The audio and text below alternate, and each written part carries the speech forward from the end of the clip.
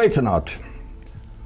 Parunāsim es, Edvīns Puķe, un es, Andris Petrovs. Sveiki! Sveicināti vēlreiz. Parunāsim par to, kas ir, kas varētu būt, ja būtu, un kurā brīdī mēs aizgājām ne pa to ceļu. Pat labāk mēs vērojam izrādes Nauda pēdējo cēlienu, kad viņu pārvērtīs iespējams, lietosim vārdu, lai mūs nesauc pie tiesas soli, par pārtikas un drēbju taloniem, kuri būs ierobežoti gan laikā, gan geogrāfiski, gan pēc cilvēka sociālā reitinga.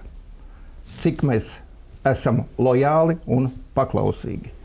Tas dīvainā kārtā paralēli notiek gan Austrālijā, gan Krievijas federācijā. Gatavojās Eiropa. Ar ko tas draud? Kā tu domā? Daži turās pretī arī, kad mēs, pārgājām Eirozonā, ja tomēr Polija, Zviedrija, Čehija tomēr palika pie savas valūtas. Ja. Ar ko tas draud? Tas draud, protams, ar pilnīgu kontroli, ar šo te digitālo naudu un ar, protams, ar tādu kaut kādu verdzību. Ja, jo es arī dzirdēju jau faktus no Eiropas Savienības puses, ja, ka it kā bija kaut kāda runa, ka būs tas pieejamais daudzums, ka uz konta varēs būt 3000 eiro. Jau saka, kad varēs lietot 1000 un viss, kas ir virs 1000, jau draud ar tiesas lietām. Uz to mēs šobrīd ejam, jo šobrīd jau arī tiesāšanās notiek par ļoti daudz ko. Un īpaši, ja mēs arī ņemam vērā, kad bija vien brīdi cīņa ar vārdu brīvību. Arī tagad tas ir īpaši jūtams Facebook kanālā kaut vai, ja, un es domāju, ka te nekā laba nav. Protams, ja mēs neturēsimies tam pretī, ja mēs nemodīsimies un nepastāvēsim uz savu viedokli, ja, jo tomēr tik arī liela valsts, kas netālu atrodas kā Polija, redz tomēr kaut ko. Jā, Polijas ģenerāla prokurors Zbigņevs Ziobro pat paziņoja, ka ir nosargāta finansiālā neatkarība. Es gan neesmu pārliecināts, vai tiešām tas tā būs, bet tas jau vieš kaut kādas cerības. Pie tam 15. oktobrī Polijā kopā ar Saimas vēlēšanām ir paredzēts referendums. Gan liela pozīcijas daļa, pārsvarā visa pozīcija, kas Saimā ir, turās pret tam un jau paziņojas, ka viņš būšot neleģitīms. Es gan nezinu, kādā ziņā. Un tur ir 4 jautājumi, es jums nolasīšu. Jautājums ir par valsts uzņēmumu privatizāciju, to, par ko mūsu pozīcija jau gatavojās noprivatizēt. Un, protams, priekš tam, lai pārdotu kotēt biržā, tas jau, kotēt biržā, tas nozīmē, ka kurš ārzemnieks varēs nodrukāt eiro tugrikus un nopirkt visu, ko sirds tīko. Un, protams, kad daļu varētu iznīcināt, tāpat kā mūs iznīcināja praktiski visu ražošanu, jo priekš kam vajadzīgs konkurence, kad var pārdot. Pārdot par ko? Par parādiem, protams, jo mums jau, ja mēs neko neražojam, tad mums ir atkal jāaizņemās. Un ko nozīmē aizņemties atkal? Nodokļi ir tieši pakārtoti parāda lielumam, jo mums jau to naudiņu paģērēs, vairāk ja nav kur. Un tātad par privatizāciju, par pensijas vecuma celšanu. Es domāju, ka arī Latvijā cilvēki vienbalsīgi nobalsot pret šādu. Trešais jautājums ir par barjeras likvidēšanu uz Polijas un Baltkrievijas robežas. Pat labāk, kā zināms, ar šiem te militāriem notikumiem praktiski ir aizvērta arī mums robeža, nekas nekur nenotiek, labi slikti cilvēki to lems. Un par migrantu uzņemšanas no Āfrikas un tam līdzīgām dienvidu valstīm. Šie 4 jautājumi būs pacelti referendumā. Kas traucē mums, tagad nāk pašvaldību vēlēšanas, kad varētu, teiksim, to pašu Stambulas jautājumu, ko tagad bīda mūsu, kā saka, valdība. Un tas, kas notiek valdībā, tas jau pat nav smieklīgi, jo saskaitāmo mainīšana vietām, kā zināms, summu nemaina. Un tie paši, tā pati viena partija, tā kā PSRS laikā, viena partija sistēma praktiski, jo viena partija pārvalda praktiski visus varas instrumentus, gan pašvaldībā Rīgas, gan Saeimā. Ko var darīt? Tas ir tas sarežģītākais jautājums, jo, teiksim, mēs arī tā kā šie domājošie cilvēki, kas skatās uz to lietu savādāk, nevis tā kā atspoguļo oficiālie sabiedriskie mediji un valdība. Dezinformācijas mediji. Jā, dezinformācijas mediji. Mēs arī esam tādā lielā burbulī iekšā. Un ja kāds to mums var pārliecināt vēl kādu cilvēku, akal tas varbūt aiziet kaut kur tālāk un tālāk, un kaut kā tādā veidā, tas kuģis ir jākustina, bet jāņem vērā to milzīgo cilvēku skaitu arī ārpus Rīgas, kas nezina, kas ir internets, nelieto internetu, veci cilvēki, kas arī tieši dzīvo no tā, ko viņiem pumpē iekšā Latvijas televīzija, Latvijas radio, un tas nekas labs nav, izejot no šādas te lietas, ne? Un kaut kā to visu apņemt, tas ir ļoti, ļoti sarežģīts process, jo jāņem vērā arī lielais ierēģņu skaits, kas atbalsta šo te vienīgo politisko spēku, un atkal, protams, balsos par viņiem. Viņu ģimenes locekļi, draugi. Un tā tālāk, viss aiziet. Tāpēc tas no vienas puses tas skats nav īpaši labs, vai ne? Tā kā plus visa tā, ka arī tagad jau pie mums jau atklāti runā, ka vajag arvien vairāk atteikties no skaidrās naudas. Es to ļoti labi redzu arī izejot no bankomātu skaita, kur es esmu kādreiz ņēmis no naudiņu, ka tur to bankomātu vairs nav.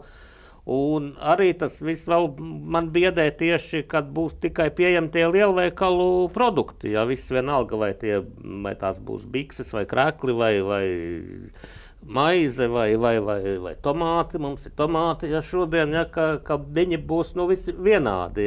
Un es nevarēšu nopirkt no zemnieka to īsto tomātu, man būs jāpērk tas lielveikalu tomāts, kuram, protams, ir pilnīgi cita atšķirīga kvalitāte. Un kas varētu būt, nezinu, vai varētu būt kaut kādi barterdarījumi, nezinu, vai kā tur pieņemsim, ka zemnieks ies pie zobārsta ar kartupeļu maisu, Ir vajadzīga sava mērvienība, savs kilograms, savs centimetrs, sava naudiņa. Jo, ja tavs maks ir manā kabatā, tad es fīrēju, kā saku, tavu dzīvi. Un kur ir izēja? Izēja, kā vienmēr, ir turpat, kur bija ieeja. Kā mēs iegājām Eiropas Savienībā, jo es vienmēr teicu, ka nav sliktu un labu savienību, tādi mēdz būt slikti, mēdz būt noteikumi, uz kuriem šīs savienības tiek dibinātas. Un priekš kam ir vajadzīgas subsīdijas slēgtā Eiropas Savienība tirgu, ja viņš ir slēgts, ir ārējā robeža ekonomiskā. Un subsīdijas ir vajadzīgas tikai priekš tam, lai viņas būtu dažādas. Jo, ja holandietis saņem neskaitāmas reizes vairāk naudiņas par to pašu, teiksim, zemes gabalu un par to pašu produktu, ko viņš ražo, loģiski, ka mēs nevaram konkurēt. Tāpēc jau ir holandiešu un citu, kā saka, rietumu valstu pirmā ātruma Eiropas, jo mums tas pavisam oficiāli iedalīja otrajā ātrumā, lai mēs, pareizāk sakot, atpakaļgaitas ātrumā, jo mēs ejam atpakaļ, un to parāda brīnišķīgi šie te parādi, kas aug un aug.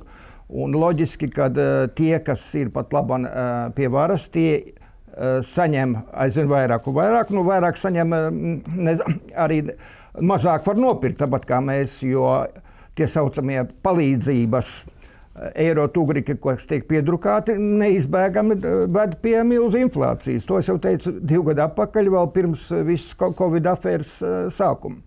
Un, ja ārsts, arī runājot par Covid, saņem no tā vairāk naudiņas, ja es ilgāk slimoju, tas ir absurds. Taču atveriet acis, viņam vajadzētu saņemt naudu no izārstētajiem pacientiem, nevis no tā, cik viņš ilgi tevi vai mani ārstē.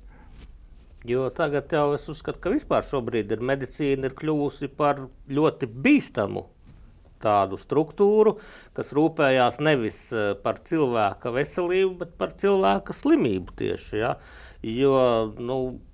Jo tu vairāk slimo, jo man vairāk ir naudas. Ja? Un tas ir viennozīmīgi. Un arī tu minēji par to aizņemšanos, un man patika, ka bija vienā Telegram kanālā aprēķināts, ka 8,6 miljardi, ko aizņēmusies valdība 1664 dienās, ja nekļūdos. Ja? Tad tas cipars, kas ir katru dienu ir aizņemti 5 miljoni. Ja? Es to visu pārēķināju, tiešām sanāca 5,1 miljonus. Katru dienu mēs esam aizņēmušies. Ja?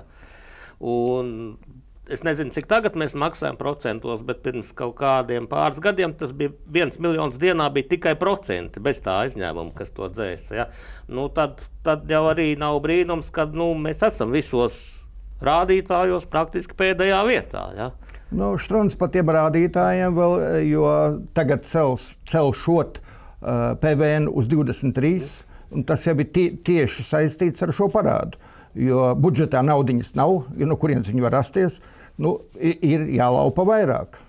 Un ja pie mums valsts vadītāji, vadoņi naudiņu saņem no budžeta, bet slimniekus mēs ārstējam no ziedojumiem. Būtu jābūt otrādi, kad, ja labs politiķis, viņam saziedos naudiņu, cilvēki noteikti nežēlos, bet slimniekus ārstēt no budžeta. Kā tas būtu, manuprāt, pareizi. Un vēl jau ir tagad, kur ņem naudu sodi. Ja? Tagad jau ir liela ņemšanās ar tiem attāluma fotoradariem, ja? Kur tagad jau tur ir pierādīts, ka tur kaut kas nesapast, tur uz tālienes šosejas. Tas ir mūsu drošībai. Jā, un man patika viens tāds gadījums, apmēram, pirms gadiem 10, varbūt 15, man bija saruna ar maistro, ar Raimondu Paulu. Un viņš teica, iedomājies, kas tagad notiek, ka valdība jau paredz, cik tiks iekasēti no sodiem, no tiem, kas pārkāpj ceļu satiksmes noteikumus. Ja gadījumā plāns netiks pildīts, tad iekasēs vēl. Tad, ja es uz šosejas braucu līdz 90 km/h, tātad es esmu noziedznieks, jo no manis nav ienākumi valsts budžetā, vai ne? Tieši tā, tas noziedzes. Un tā sodu sistēma ir ne tikai uz ceļiem, kas saka, viņa visapkārt, un meklē jaunus veidus, kā mūs sodīt, proti iekasēt šo naudiņu, jo viņiem tā naudiņa vajadzīga parādā došanai un savām milzīgajām algām. Un tur neko nevar darīt, diemžēl, bet ir jāaudzē, ko mēs arī tevi tagad daram, šī te pamodušo cilvēku masa, jo kādā veidā tik nozombēti pirmkārt sadalīta sabiedrība, latviski un krieviski runājošos un antivakseros un parvakseros un par migrantiem un pret migrantiem, par Stambulas konvenciju un pret viņiem, un ir uzburts ārējais un iekšējais ienaidnieks. Un, protams, ka viena lamā vienus, otrus, nesaprotot, ka tas, kas mūs cērpi, tas tepatās sēž. Viņš nekur nav pār robežai, viņš šeit ir Saeimā. Un vēl noteikti tas, ka cilvēku var kontrolēt ar bailēm arī. Ja? Jā. Tas tātad pēkšņi mums ir nāvējošs vīrus, ja? Tad mums ir karš. Un tagad jau, kad ir kaut kāds trešais variants, jau parādījās jau tā saucamajās sazvērestības teorijās, tie jau tagad ir citplanētieši. Ja? Tas ir nākamais solīts. Jā, ka jau tur Amerikā jau projicē visādus šos te gaismas efektus debesīs, jā, un ka tagad nāk virsū, ja nezinu, kas tur labie vai sliktie. Ja, Bailes ir ļoti slikta motivācija, bet neviens labāku nav izdomājis. Jo tieši tādā veidā var vislabāk vadīt jebkuru ganāmpulku. Piedod, ka es tā mūsu nosaukšu, bet mēs esam šī te ganāmpulks, kurus tiek dažādi vadīts. Un jau mēs dzirdam, kad mēs esam pa daudz, kad mūsu biomasa ir jāsamazina, un būtībā tas jau notiek 30 gadus. Mēs esam uz pusi mazāk, un es neticu tiem cipariem, kas pat labāk tiek minēti. Man dēls arī ir ārzemēs, bet viņš it kā skaitās šeit, un tādu ir tūkstošiem. Un kad es eju pa ielu, tumši logi. Viņi neekonomē elektrību, tur neviena nav. Zini, kad bija tautas skaitīšana pirms vairākiem gadiem, vairāk jau kā 10 gadi, es biju arī viens no tiem tautas skaitītājiem. Un tas, ko mums tur mācīja, kā jāuzvedās, ja, ka tur tagad visi, kas nepakļausies, tiks sodīti, vai tur nāks ar policiju, ar televīziju un filmēs un vēl kaut kas. Pilnīgi tā tautas skaitīšana, es uzskatu, ka bija pilnīgi garām, ja? Jo varēja būt visabsurdākās lietas, kad vienā dzīvoklī ir pierakstīti 20 cilvēki, ja? Citā mājoklī, teiksim, sieviete saka, vai, te jau es nejauši te ienācu, te nekā nav, te vispār, ja tur tā, bet es redzu, ka ir sunīts maziņš un sunītim tur ir kādi 3-4 bļodiņas ar ēdienu, ja, tā tur nav nekāda nejaušā ienākšana, ja. Un tā visa, ka cilvēki slēpa to, ka viņi, negribēja reāli teikt patieso situāciju un tā. Un tāpēc tā tautas skaitīšana, man liekas, bija speciāli tā organizēta, lai mēs būtu tie 2 miljoni, lai varētu dabūt tās attiecīgi investīcijas no Eiropas Savienības kaut kādas tur ieguldījumus tur projektiem un vēl. Jo, ja būtu atkal līdz tiem 2 miljoniem, ja, tad tie cipari būtu daudz mazāki. Ja, un es uzskatu, ka tā arī tāda bija diezgan vērā ņemama afēra, par ko, starp citu, man liekas, tā īsti neviens nav runājis. Ja. Jo, cik es zinu, es nezinu, cik tur patiesības, bet izklausās, ka jā, kad mūsu varneši, kas tieši saņēma naudiņu, nezinu, bet nepilsoņi tika pieskaitīti pie uzņemtajiem bēgļiem, kur atkal kaut kādas Eiropas naudas tika ieskaitītas. Katrā ziņā afēras galā, un ir vajadzīgi, sociologi saka, ka ir vajadzīgi 7% līdz 10% pamodinātie. Jeb tie, kas sāk virzīties citā virzienā nekā mūsu velk, un jau ir cerība, kad mēs no šīs bedres tiekam laukā.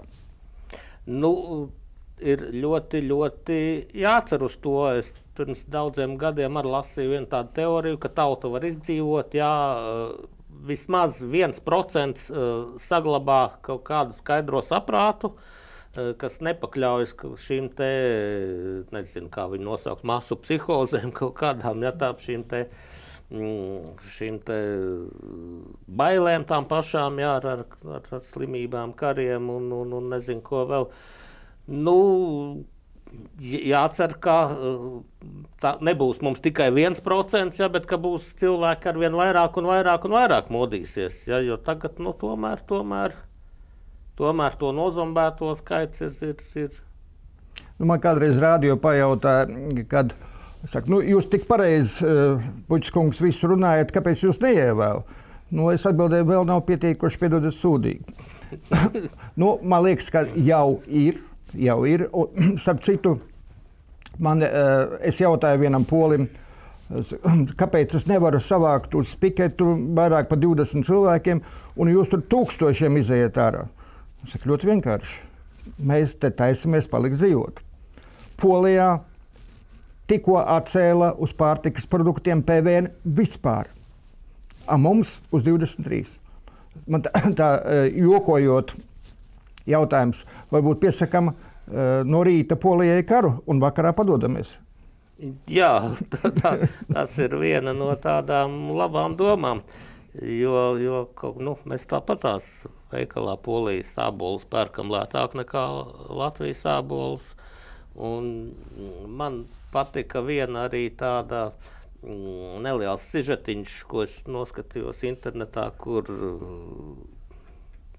Baķka Lukašenko ņem priekšā visus savus ministrus, tāpēc, ka viņš tieši ir uzzinājis to, ka Polijas augļi un dārzeņi Baltkrievijā ir vairāk pieejami un nopērkami lētāk nekā uz vietas audzētie. Ja? Un tad tur, bija izteikti jau tādi pārmetumi, ka nedod Dievs viņš ies kādā veikalā un redzēs vēl, ka kāda importa prece, importa auglis dārzenis, kas aug arī Baltkrievijā, būs dārgākā cenā nekā pašmājās audzēt. Baķka varētu, tāpat kā mūsējā, varētu ļoti viegli izdarīt ar muitām. Tāpat kā Amerika aizsargā savu tirgu no lētām Indijas vai Ķīnas precēm ar muitām. Tas ir iespējams, palīdzot mūsu ražotājiem, nevis viņu iznīdējot ar nodokļiem un uzliekot muitas uz tiem produktiem, ko mēs varam izražot paši. Tieši tā, vairākus starp citu gadus arī rudenī lasot cēnas mežā, ir redzams, ka ir iebraucis kaut kāds vieglais ar piekabi un ir izgāzt ābolu krava, jo viņam ir izdevīgāk ievest mežā, izgāzt, lai viņi tur sapūst, vai lai tur kāds alnis vai briedis apēd, nekā realizēt viņu. Tas ir pagaidām, jo tā kā privatizēs visus mežus, tad tu tā mežā vairs neies. Tā kā cerēsim, kad ies labāk un mostamies. Domājam, analizējam, mostamies. Paldies! Paldies!